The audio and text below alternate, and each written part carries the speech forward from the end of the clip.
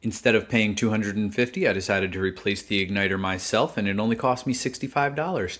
I'm going to bring you through this process. Hopefully you can do it yourself. The new igniter came in the mail today, so I'm going to go through a quick summary of how to do this.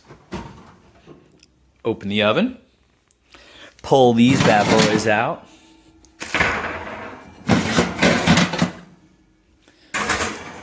For ease of showing you guys, I already pulled out screws from here and here. Now this will lift out. Put that on the side. Little discolored.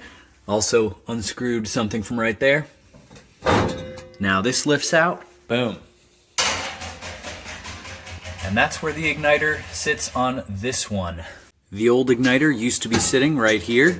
It was attached by two little guys, so I pulled those off, was able to pull the igniter out, and I'm going to show you on the igniter, but they all look a little different.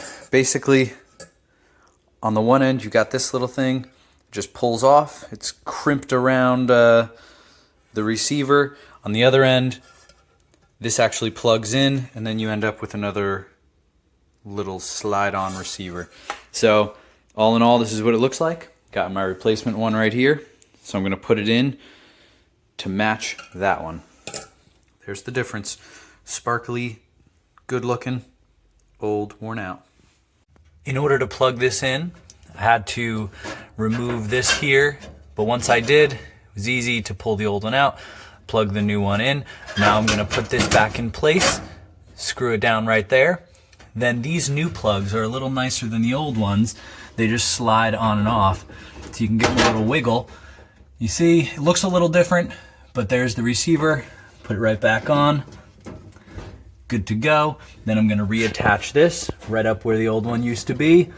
Boom, and then put some screws in place. All right, the new one is in. Wanted to throw a couple little pointers out there. For different models, you're not always going to see the wire go like this. Sometimes the wire will go into the back. You may have to pull the oven out completely to get to it. Also, the drawer underneath your oven, it opens and closes here, so you might want to open that up for better access. And another little helpful tip, while everything is out, you can clean this better than you'll ever be able to clean it when it's in there. So give it a nice clean before you put it back in. I haven't cleaned this part, but I did give this a little wash the other day. Well, it looks terrible. But if you do a better job than me, it'll look great. So I set it to bake.